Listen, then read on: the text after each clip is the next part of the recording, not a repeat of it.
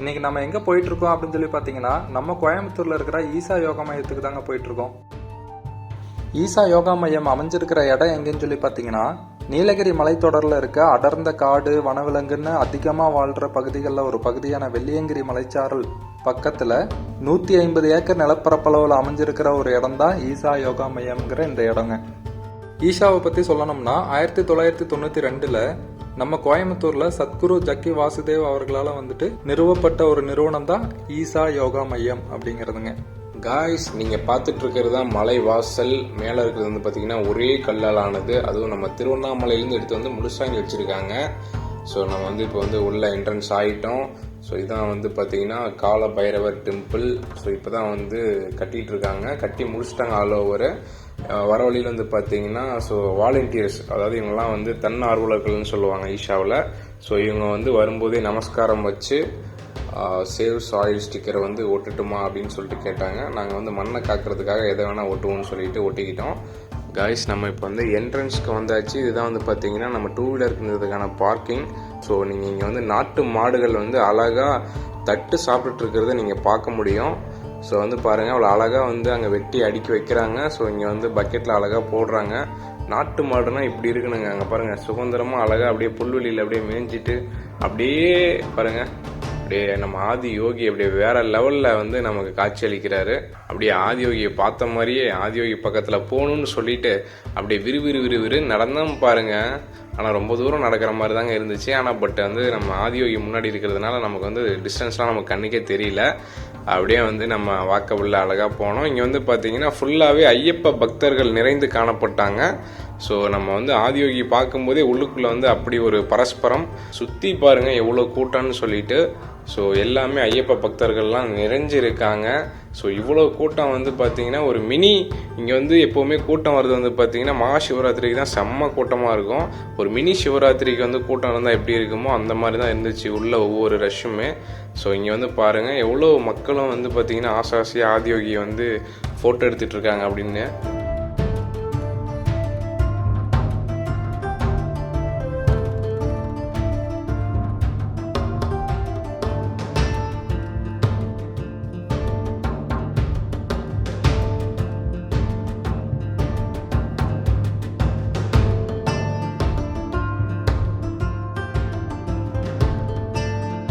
இப்போ நம்ம யோகேஸ்வரா லிங்கம் தரிசனம் பண்ண நடந்து போயிட்டு இருக்கோம். ஸோ செப்பலை இப்போ கழட்டி விட்டாச்சு. ஸோ வேற லெவலில் ஆதியோகி நமக்கு காட்சி அளிக்கிறாரு. அதாவது சிவன் ரொம்ப பிரம்மாண்டமாக காட்சி அளிக்கிறாரு. அதை நம்ம கண்களால் பார்க்க முடியுது.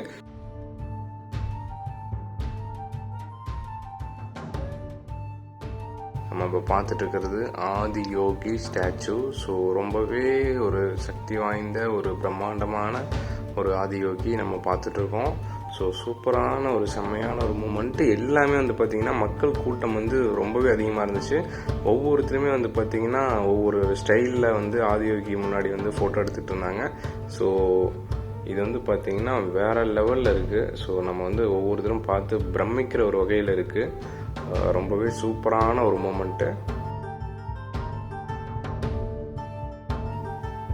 இங்கே பார்த்தீங்கன்னா அவங்க நடந்து வந்துட்டுருக்காங்க. இவங்க சாதனப்பதா டீம் அந்த மாதிரி சொல்லுவாங்க. ஸோ இவங்க இந்த ஏகாதசி சம்திங் ஏதாச்சும் அந்த மாதிரி இருந்துச்சுன்னா ஆதியோகி சிலையை சுற்றி வருவாங்க. நம்மளும் இப்போ ஆதியோகி சிலையை சுற்றி வந்துட்டுருக்கோம். ஸோ இப்போ அப்படியே ஜாலியாக ஆதியோகி பின்னாடி வந்துட்டுருக்கோம். ஐயப்ப பக்தர்களும் அப்படியே கிராஸ் ஆகிட்டு இருக்காங்க. ஸோ இங்கே சிவாங்க சாதனா தியானலிங்கா ஈஷாவை பற்றி முழுமையான ஒரு தேடல் இருக்குதுங்க.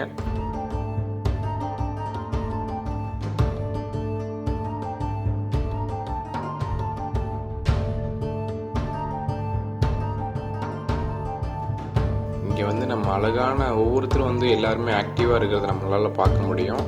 ஸோ தியானலிங்கா திறந்திருக்கும் நேரங்கள், அப்புறம் பௌர்ணமி டைமில் இங்கே நடக்கக்கூடிய நிகழ்வுகள், இந்த மாதிரி ஒவ்வொன்றுமே பார்த்திங்கன்னா இங்கே ஒரு ஒரு ட்ரெடிஷ்னலாக பக்காவாக பண்ணி வச்சுருக்காங்க.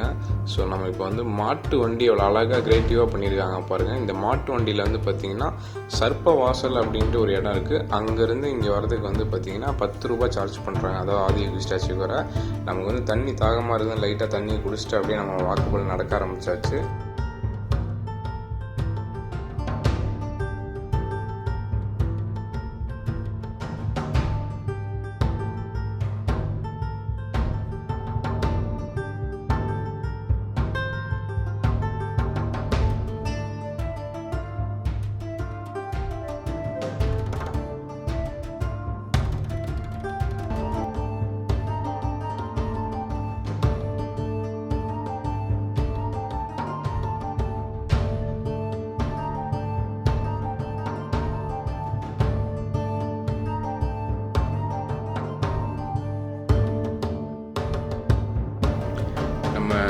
சர்ப்ப வாசல்ல இருந்து ஆதியோகி வர வழியில் வந்து பார்த்தீங்கன்னா சைடில் வந்து உங்களுக்கு தேவையான, அதாவது சாப்பிட்றதுக்கு தேவையான எல்லா வகையான கடைகளும் இங்கே இருக்கும்.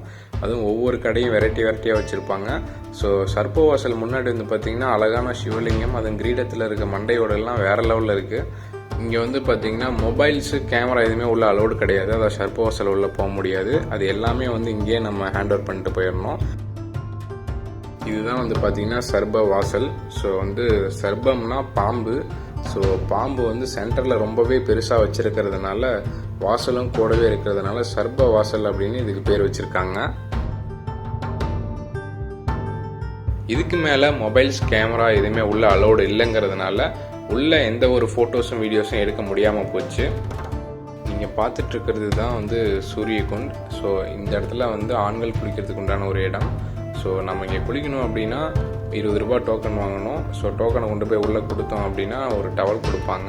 அந்த டவலை கட்டிக்கிட்டு உள்ளே இருக்கிற 3 செம்பு சிவலிங்கத்தையும் நம்ம வந்து தரிசனம் பண்ண முடியும். இங்கே சூரியகுண்டில் குளித்து முடிச்சுட்டு இங்கேயே நாகா இருக்குது. ஸோ வந்து நாகாவை வந்து நம்ம வணங்கிட்டு நம்ம அப்படியே தியானலிங்காக போயிட்டோம். இதுக்கு பேர் தான் சந்தர் குண்ட். அதாவது சூரியகுண்டில் நம்ம எப்படி ஆண்கள் குளிக்கிறோமோ அந்த மாதிரி இது பெண்களுக்காக வடிவமைக்கப்பட்ட ஒரு இடம். இதுதாங்க தியானலிங்கம். பிரபஞ்சம் மாதிரியான ஒரு அமைப்பை கொண்ட இந்த தியானலிங்கம் உணர்வில்லாத ஒருத்தரையும் ஆழ்ந்த தியான நிலைக்கு கொண்டு செல்லக்கூடிய அளவுக்கு ஒரு சக்தியூட்டப்பட்ட கல் அப்படின்னு சொல்லலாம். இங்கே உள்ளே போனதுக்கப்புறம் பார்த்தீங்கன்னா அமைதியாக உள்ளே போயிட்டு இங்கே கண்ணை மூடி தியானம் பண்ணும்போது பார்த்தீங்கன்னா எப்படி சொல்கிறதுன்னு தெரில, அது ஒரு விதமான ஒரு ஆன்மீகத்தில் சொல்கிற மாதிரி ஒரு பரவச நிலைன்னு கூட சொல்லலாம். ஏன்னா அந்த அளவுக்கு வந்து ஒரு விதமான ஒரு எனர்ஜி உள்ளுக்குள்ளே, அப்படி ஒரு எனர்ஜி இருக்குது. அதுக்கப்புறம் பார்த்தீங்கன்னா அங்கேருந்து அப்படியே லிங்க பைரவி சுவாமியை போய் அப்படியே வணங்கிட்டு அதுக்கப்புறம் நாங்கள் அப்படியே திரும்பி வந்துட்டோம்.